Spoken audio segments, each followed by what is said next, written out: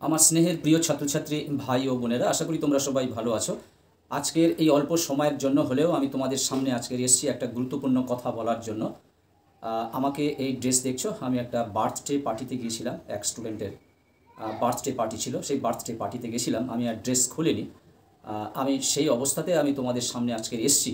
আমার বলার উদ্দেশ্য হলো, আজকের আমি তোমাদের যে ইংলিশের যে তোমাদের প্রথম পোয়েট্রিটা আছে, অন কিলিং এ ট্রি, এই কবিতা থেকে আমি তিনটি প্রশ্ন রাখবো তোমাদের এলএকিউ অর্থাৎ ডিএকিউর জন্য।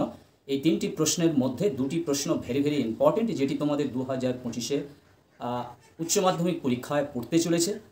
এবং আমি তোমাদের একটা ডেটা দেব যে 2015 সাল থেকে এই কবিতা থেকে কি কি প্রশ্ন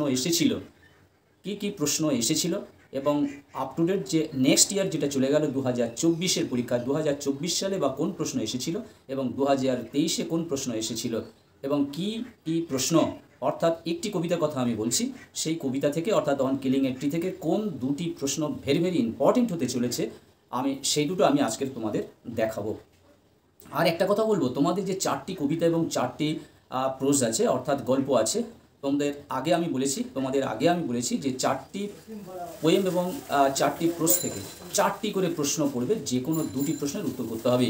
অর্থাৎ আমাদের এই প্র্যাকটিস অবলম্বন করতে হবে যে কোনো দুটি প্রোজ এবং দুটি পোয়েম, এই দুটো প্রোজ এবং পোয়েম 5 নম্বর মানের জন্য, এটা ভেবে রেখো, 5 নম্বর মানের জন্য এই দুটি প্রোজ এবং দুটি পোয়েম থেকে যা ইম্পর্টেন্ট প্রশ্ন আছে এইগুলো খুব ভালো করে তৈরি করব। তাহলে খুব ভালো করে যদি তৈরি করতে পারি, তাহলে আমাদের 4টে গল্প এবং দুটি পদ্য থেকে আমরা এক্সট্রা 5 নম্বরের প্রশ্ন আমাদের পড়ার কোনো প্রয়োজন নেই। কিন্তু যেহেতু আমি সমস্ত স্টুডেন্টদের জন্য আমি দিতে চাই, সেজন্য আমাকে তো দিতেই হবে, কিন্তু তোমাদের এই কৌশলটা অবলম্বন করতে হবে। আমি পরে তোমাদেরকে ডিটেলস বলবো। এসো, আজকের যে পোয়েমটি আছে অন কিলিং এ ট্রি, এর ইম্পর্টেন্ট প্রশ্ন কী এবং 2015 থেকে 24 সাল পর্যন্ত কি প্রশ্ন এসেছিল সেগুলো আমরা একটু এক নজরে দেখে নিই। বন্ধুরা, তোমরা যারা চ্যানেলটি সাবস্ক্রাইব করোনি, অবশ্যই তোমরা চ্যানেলটি সাবস্ক্রাইব করে নাও আর বন্ধুদেরকে লিঙ্ক শেয়ার করো। তার আগে একটা কথা বলি, ভিডিওটি শুরু করার আগে একটা কথা বলি, তোমাদের যাদের হোয়াটসঅ্যাপ, সেই আমার হোয়াটসঅ্যাপ নাম্বারের সঙ্গে যুক্ত হয়ে যাও। আমি ভিডিওতে এডিটিং করার সময় তোমাদের নাম্বারটা লিখে দেবো 9732818391। আর প্রত্যেক বুধবার, যেমন আজকের যেমন বুধবার, এইরকম বুধবার করে তোমরা অল্প অল্প করে হোয়াটসঅ্যাপের মাধ্যমে কিছু পিডিএফ তোমরা পেয়ে যাবে, কোনো রকম অসুবিধা হবে না। আশা করি তোমরা ভালোভাবে পড়াশোনা করো, কারণ তোমরা লাস্ট ইয়ারে তোমাদের এই উচ্চ মাধ্যমিকে খুব একটা ভালো রেজাল্ট করার সম্ভাবনা চলছে, কারণ এটা শেষ বছর, পার্সেন্টেজ তো ভালো দেবে, তার সঙ্গে সঙ্গে নাম্বারটাও আশা করি একটু ভালো পাবে। একটু ভালো করে পড়লে তোমরা পেয়ে যাবে। বন্ধুরা, এসো আমরা আসল ভিডিওতে আমরা ফিরে যাই।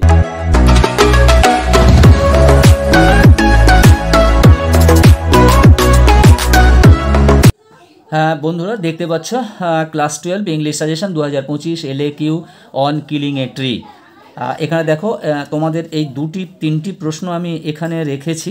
দুটি প্রশ্নের উত্তর প্রায় একই হবে। তোমরা ভালোভাবে এই দুটি প্রশ্ন তোমরা অবশ্যই খুব ভালো করে তৈরি করতে পারো, যদি তোমাদের কোনো রেফারেন্স বই ভালো থাকে এবং তোমরা যদি বুঝতে পারো। আমি তার আগে কিন্তু তোমাদের বলেই দিয়েছি, তোমরা প্রত্যেকটি শব্দের অর্থ এবং বাংলাটা খুব ভালো করে তৈরি করে রাখো। তারপরে আমি 2-4 দিনের মধ্যে আমি এর অ্যান্সারটা তোমাদের তৈরি করে দেবো। তৈরি করে দিলে তখন তোমাদের পক্ষে পড়াটা আরও ইজি হয়ে যাবে। দেখতে পাচ্ছ, justify the title of the poem on killing a tree.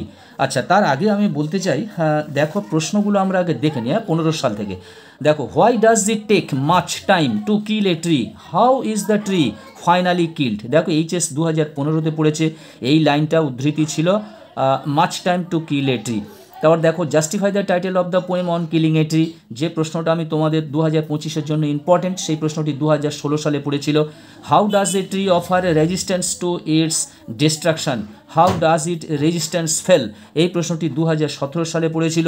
তারপরে দেখো, it takes much time to kill a tree, আবার ওই প্রশ্নটি অর্থাৎ একের প্রথম যেটা পড়েছিল সেটি আবার 2018-তে পড়ে গেছে। এই কথাগুলো একটুখানি ঘুরিয়ে দেওয়া হয়েছে। Why does it take much time to kill a tree according to the poet, how is the tree finally killed. শেষ পর্যন্ত গাছকে কেমনভাবে হত্যা করা হয়েছিল। তারপরে দেখতে পাচ্ছ how does the poet describe the growth of a tree over the years, what are the different steps taken for killing a tree. 2019 সালে পড়েছিল এই প্রশ্নটি। And then it is done, what is being refer to, how is it done, on what tone does the poet end. এটা HS 2020 সালে পড়েছিল। It takes much time to kill a tree, এই লাইনটা কতটা ইম্পর্টেন্ট ছিল দেখতে পাচ্ছ, এটা ফের 2023 সালে পড়ে গেছে। এবং not a simple jab of knife will do it, what is meant by it, why will the job of the knife not do it, how can it been done, এটি 2024 সালে এটি পড়ে গেছিলো।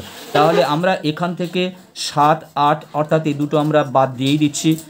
2025 সালে এই প্রশ্ন আর কখনো আসতে পারে না।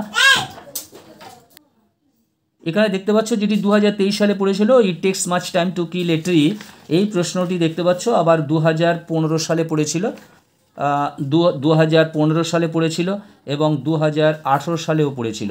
তাহলে আমাদের পড়ে থাকে 2, 3, justify the title of the poem on killing a tree, এইটা how does a tree offer resistance to its destruction, how does it resistance fail, এটি 2017 সালে পড়েছিল। যাই হোক, আমি তোমাদের যে প্রশ্ন দিয়েছি এই প্রশ্নের মধ্যে এর উত্তরও পেয়ে যাবে এবং এর উত্তরও পেয়ে যাবে।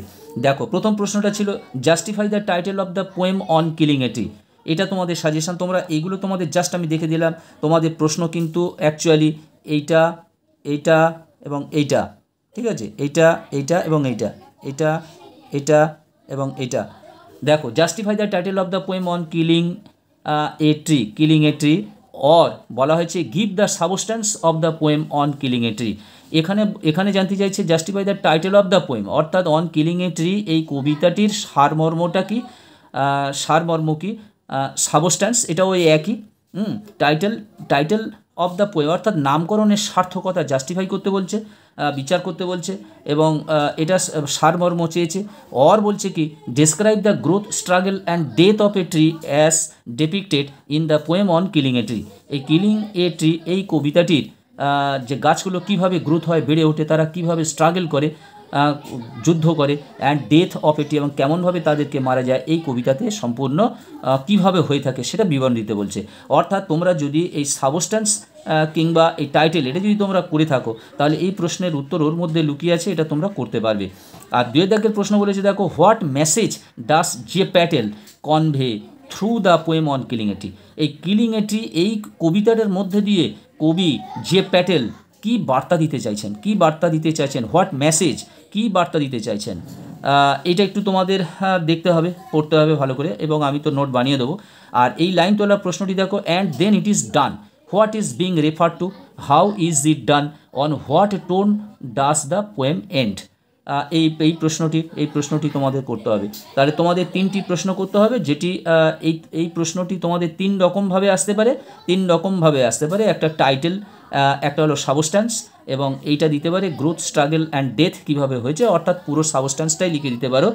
আর হোয়াট মেসেজ, কি মেসেজ দিচ্ছে কবি, অর্থাৎ গাছকে হত্যা করা উচিত নয়, পরিবেশের ভারসাম্য যেটা নষ্ট হবে, গ্লোবাল ওয়ার্মিংয়ের ব্যাপার রয়েছে, ইত্যাদি প্রভৃতি। এইটা কবি আসলে বার্তা দিতে চেয়েছেন। তাকে খুব সহজেও তো মারা যাবে না, তাকে যতই আঘাত করো, যতক্ষণ না পর্যন্ত তার রুটসটাকে তুলে নিয়ে তাকে যে প্রসেসগুলো আছে, রৌদ্রে শুকানো, তারপর শুকিয়ে তাকে একেবারে বাদামিকরণ করা, টুকরো টুকরো করে কাটা, বাদামিকরণ করা ইত্যাদি, এই যে প্রসেসগুলো পরপর আছে সেগুলো করলে তবে গাছটা মারা যাবে। সেই প্রশ্নটার এটা দেখো, এটাও কিছুটা এর সঙ্গে মিল থেকে যাচ্ছে, তারপরে এটা করা সম্ভব, মানে তারপরে এটা করা হলো, অর্থাৎ গাছকে হত্যা করা হলো, কার কথা এখানে রেফার করা হয়েছে আর সেটা কিভাবে করা হয়েছে। আর লাস্টে এই যে what tone does the poem end, কবিতার শেষে এটা কি টোন দিয়েছেন, অর্থাৎ সেই মেসেজ দিয়েছেন, কি মেসেজ তিনি, কি বার্তা তিনি দিতে চাইছেন, এটা বলতে হবে। বন্ধুরা, আজকের মতো ভিডিওটি শেষ করলাম। তোমাদের আপাতত এই প্রশ্ন 3টি তোমাদেরকে জানিয়ে রাখলাম। আমি 2-4 দিনের মধ্যে নোট তৈরি করি, যেন এটা তৈরি করতে অনেকটা সময় লাগে। নেক্সট ভিডিও আবার কালকেরও ফের আমি তোমাদের ইংলিশটা নিয়ে আসবো, ইংলিশটা আমি একটু আগিয়ে রাখতে চাচ্ছি। তোমরা সবাই ভালো থাকবে, সুস্থ থাকবে, তোমাদের জন্য রইল শুভকামনা। All the best. আবার কথা হবে নেক্সট ভিডিওতে। তোমরা যারা চ্যানেলটি সাবস্ক্রাইব করোনি অবশ্যই চ্যানেলটি সাবস্ক্রাইব করে রাখো এবং বন্ধুদেরকে লিঙ্ক শেয়ার করো।